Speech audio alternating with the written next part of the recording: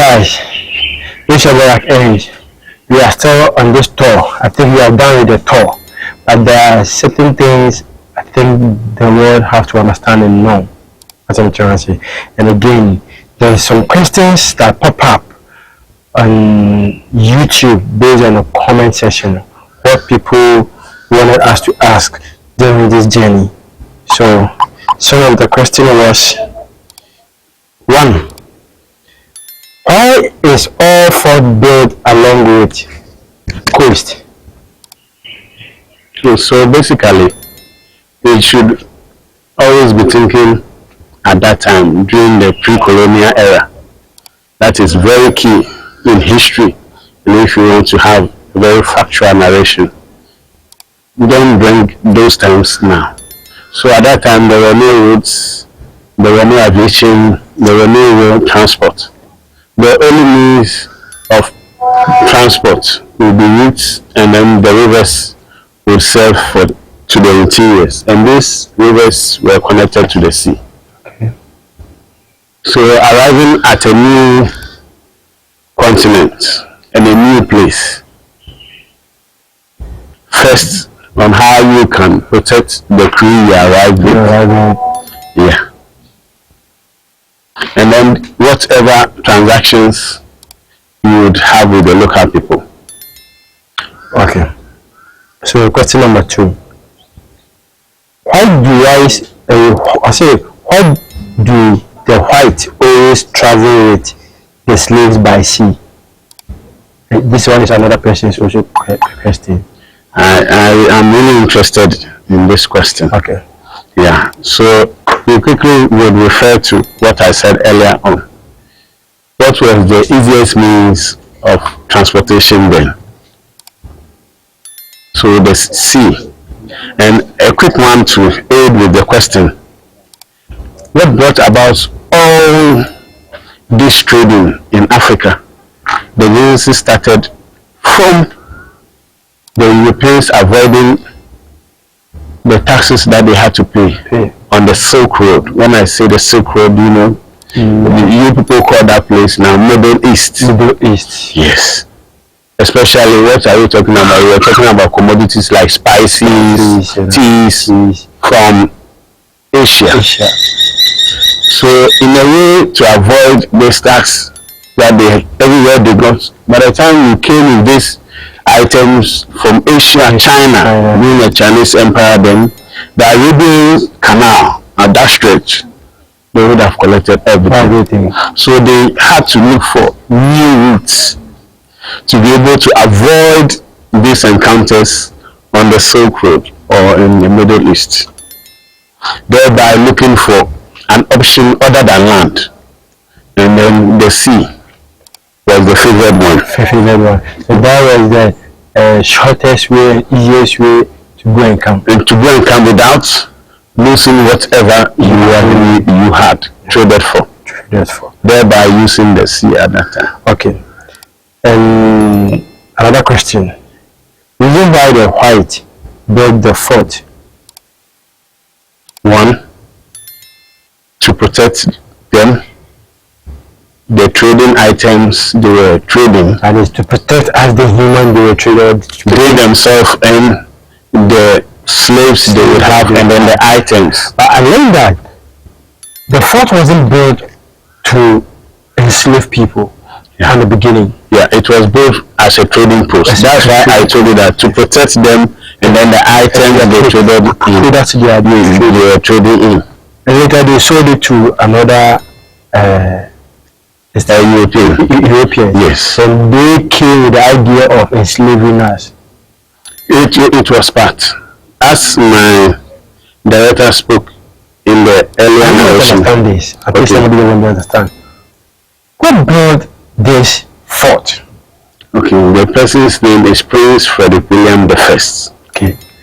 The Elector of Brandenburg at that time. Yeah, and he sold it to who? The Dutch. The Dutch. Yeah. And the Dutch were using it to trade their product. They were more intense than even the Germans. Yes, with the product, but not humans. They were also into slave trade. That's what I'm telling you, they were more intense. Okay. But when they took over, when the Germans came, as my colleague I understand. Yeah. The Germans came mostly for the human trafficking. No. So point of correction for your audience. It wasn't a human trafficking. You understand me? So it was trade. And before you could engage in it, you would have to have alliances. If I would go deep, later on all these things went on and they had to form the Asapo companies. These were local alliances who would go and negotiate for the slaves as middlemen and then bring them to the fort. So they send themselves to be taken or no. So it's in the form of slave raiding. So they have people, slave raiders, who would go into the interior and bring those people and bring them, and then they sell it to middlemen who were working with the Iranians will buy and from the city and bring them here. Yes. So my colleague rightly said that when the Germans arrived, there was a treaty that stated that they wouldn't slave trade people in the community. So they go outside the community and then bring them from the interior. That was so it. But when the Dutch arrived, they didn't care. Okay. So normally, I want you to understand, from the beginning of building this castle, this fort, it wasn't meant to exchange humans, right? It was for trading. It was for trading, but not trading humans. And humans were also one thing, as I was telling Ellen, we should live in the genealogy, ideology, and then the concept of that environment, how they were living. So we were considered as commodities. Then there was nothing like human rights or anything. So we were all considered as commodities. But when the Germans were here in the treaty, it was agreed that none of their community members should be treated as commodities. So they would have to fall under human resource. If I understand, at that time we were like animals. If you use the plane, when we were treated like commodities. Yes, you were treated like as you said. If you are lucky, you'll be safe. If you are unlucky, you'll be captured. Yeah. But that's how I would say it is. Yeah. So that's how what we are trying to mean is that during those days, we never value human beings. Africans. We never value Africans, right? So if you all live in this Africa, if you are lucky, you will be safe somewhere, and if you are unlucky, you will be captured and brought here to be enslaved. So let's get to the next question. He said, why were they sleeping with our women? Because they were, very beautiful. The African woman was an entire entity. Charlie, give a plus to African. Look, in Africa here, we are creative. Everything about us is beautiful. Everything that is about us is unimaginable. Look, in this world, if you go to the whole world, if you are talking about beauty is Africa. Am I right? Yeah. Beauty is Africa. Why is the white always coming to Africa to pick and take whoever that we want? If Africa does not exist, there wouldn't be any country called US or Europe or whatever. Zimbabwe. Everything that we have here, everything that they have, they take it from here and send it there to beautify their country. So why don't we use those same resources to build our own country? That is our problem. We are going to come there. Please, let's get to the question. He said, why were they sleeping with our women? One, because of their beauty, their physique as well. Because the African woman, it's a beauty embodiment on its own. The kind of work that they engage themselves in, it being the normal agricultures, the farming, all these were forms of exercises indirectly, and it went in a long way to form their body shapes as they were. And with the herbal aspects of their living served as best treatments to whatever their genealogy was as African women. And when it came to procreation and its acts, you dare not. I hope you heard it all. It's all about our beauty. If they see our women, how their asses and their boobs are standing and how beautiful they look, you know, they need to get for whatever you are no ordinary. Free, but I do want adornment. Yani, yamamba to say no na should be. It is be a dinosaur. I emphasize that I'm trading upon your because ordinary be. Let's get to the next question.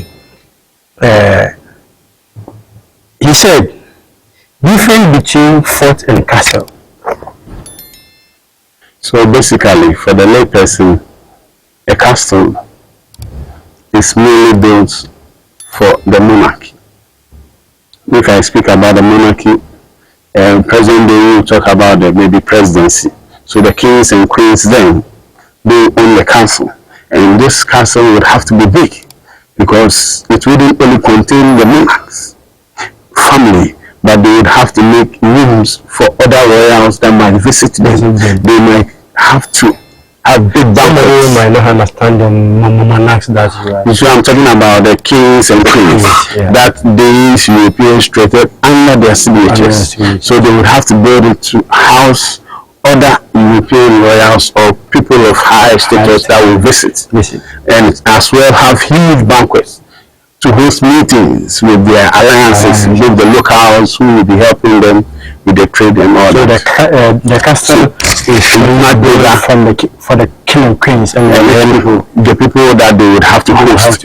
It's much bigger. But the fort is built to monitor their territories that they are also using either for the form of trade that they will be doing at a specific territory. And the fort has to be more enduring because you never know, there might be attacks. That's why most of the times when you check, the walls and then the building materials are very thick and strong ones. Yeah. Okay. I hope the answer is the question is answered. And again, he said, were there any white women around for the white to sleep with instead of sleeping with black women? The ladies were not a joke. So even with the captains of the ship, when the people can be, the women weren't part. And I'll just give you a case study. Even with the first Europeans to arrive, they called the program because they didn't want to be under the so-called Roman monarch in Europe. So the first families that programmed from a Dutch company and arrived in the peculiar institution then, or New Lands, or New World as they would call it, they were total number of 102, including the women. But when the winter came, they were shortage below 50 at that time. If not saved by Squatto, who was once turned to be a slave. Who is that guy? Well, I wouldn't, that would be a subject for another topic, but I would say without Squatto, they wouldn't have been known. Somebody ask, who is Squatto? He was believed that he saved the first families and helped them through winter with the Indians. The first families of who? Of America.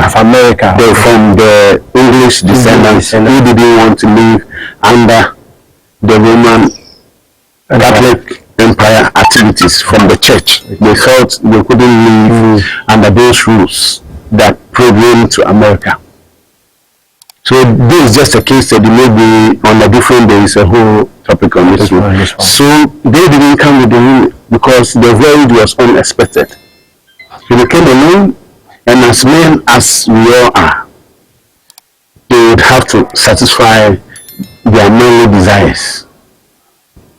And having these African women with their perfect body, so they enjoy our and hard, activities in the form of keeping their sheep neat, and as well as they can use them. Yes, and these women took care of themselves very well. So as soon as you laid with them, you always come back. That's why the whites are always being into our women. Yeah. Guys, you have your answer. So, I say, how did they get the name for all the forts? Yeah, so I'm saying that basically it will be named after the monarchs at that time. So here it was named after Prince Frederick William I, and then it varies of people of high status then and their involvement to whatever they wanted to trade in. So the one at Fort San Antonio was named after a priest in Portugal whose name was Saint Antonio. So I think this is all the questions that pop out on our comment section. So let's say this is a very historical area that I think is beautiful for everybody who wants to visit this place. What are the things that are needed to do here that it haven't been done? So before even I'll answer this question, most of the times we put all the requirements that has to be done in a written portfolio or documentation to our regional director. And I think you have done that. Yes. How long has it been? You constant follow up and then telling him how long has it been? 5 years? Oh, not at all. Just weeks. Because constantly you inform him about the work to be done. But the whole forts and castles and UNESCO, and this I would say are mostly the people in charge of the structure. So anything that has to be done, I think they have to put a signature to it, or their representation in unison with Ghana Museums and Monuments Board, the head office in Accra. So we have to see and then report whatever the problems be. But as you came and met us with our Wellington boots and room, we believe, I am my team member here as a team, that whether rain or shine, whether hard times or difficult times, we use the environment to preserve this facility as if it belongs to us. That's why you see a very neat facility. I saw you how you were, like how you received us and how you were hardworking. When your colleague was up here with us, you were still down there working. By the time we get there, you have already done all of the work, all of it. So I was like, what kind of boss does that? So here there is no boss. I know. We work as a team. I know. Without him, my work here is useless. And it has created that family. And together we will transform this place to make whatever project you are running a success. I really like that. Guys, this is it. Like any media, I think this is how far we can go for now. But the journey here is not yet over. There are a lot of places that so met around here that we weren't able to go. So, please, I would want to chip in the form of your summary to your audience. They should forgive us. This is our working attire, and we are always working as they have seen us, because we believe that in every success there has to be hard work, and there are more to come. And with this facility, it was the only premises in the whole world that we had one of the bravest, if not the bravest in Africa as a warrior, to live for an span of 20 years, and he didn't hide in this fort as a coward, but he attacked all the Dutch forts 4 times in these 20 years. So we are talking about the Dutch supremacy during the Dutch golden era, whereby they had seized the forts and castles from the Portuguese. So Fort San Antonio 4 times, Metal Cross 4 times, Cape Coast 4 times, Elimina 4 times. And he's no other than the great, and I personally say the greatest, Jankwa, who is celebrated in the Caribbean and in America as a festival. And we should be proud as Ghanaians, as one family, and specifically as an Nzima. And we are blessed to work with such a blessed, rich history and wonderful people. Thank you so much. I have another question I want to ask. There's this thing that I'm going to clear the air about. Was our ancestors worshipping idols? I'm not talking about the Bible. Our ancestors, were they worshipping idols during this era of this conflict? Okay. Or before that? What were they? Were they worshipping God, or they had a different God that they were worshipping? It's the same God, but you know, in each and every empire, as the history went through, so I'm talking about the Roman Empire, the Egyptian Empire, the Greece Empire, and all those things, each and everybody had their form of worship. So I wouldn't say, as an African, that our ancestors were worshipping idols. It had to be their mode of worship.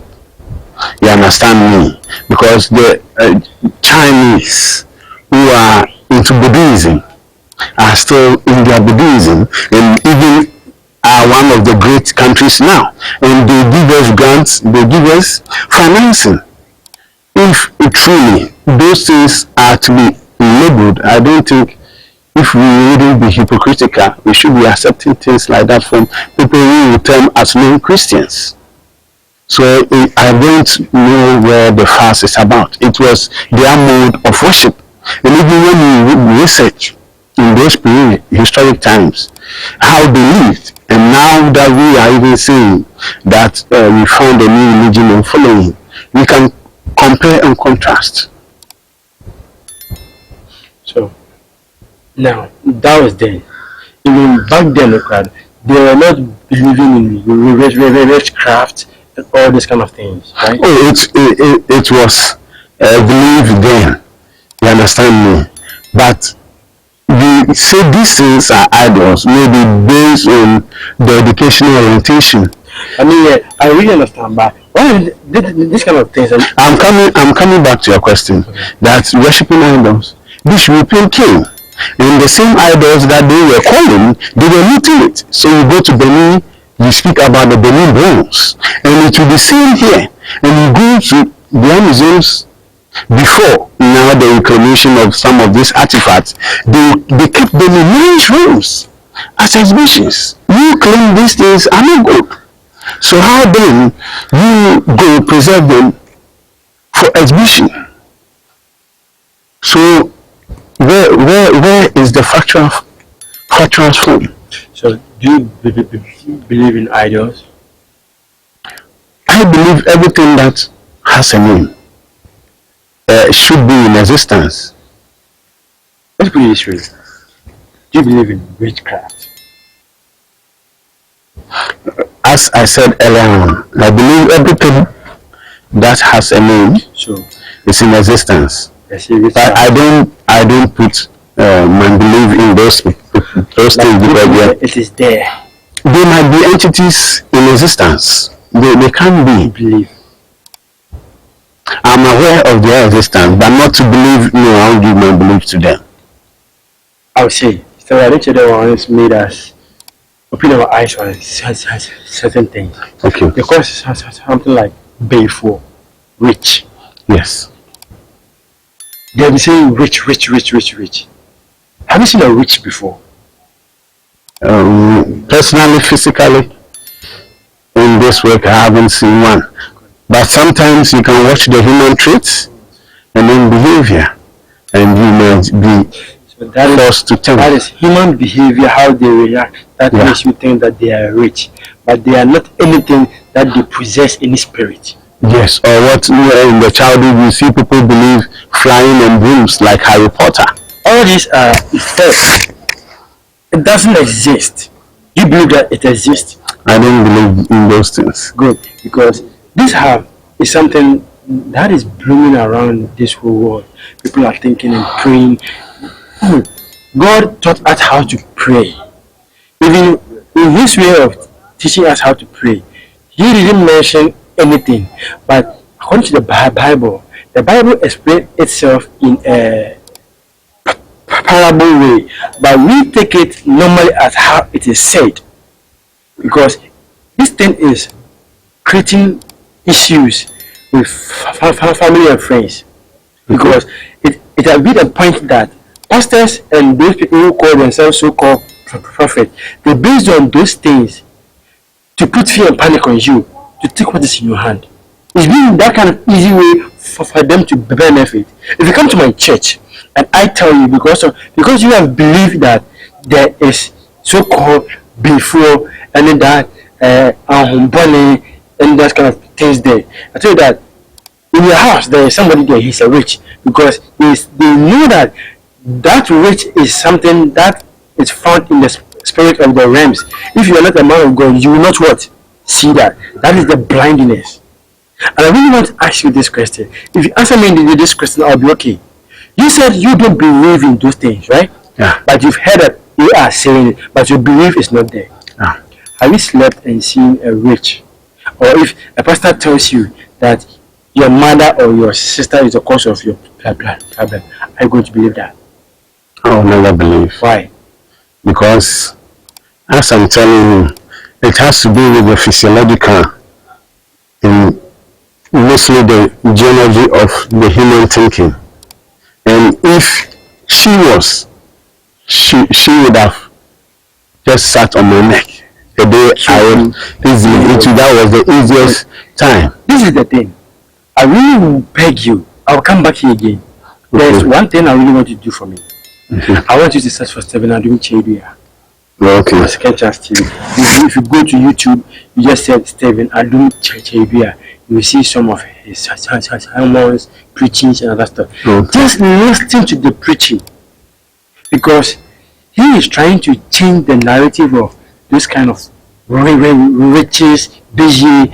This person, the host of your problem. Because of that kind of witchcraft, it has made almost most of us doesn't even love our family, especially our mothers and fathers, because the so-called pastor said he's the cause. The so-called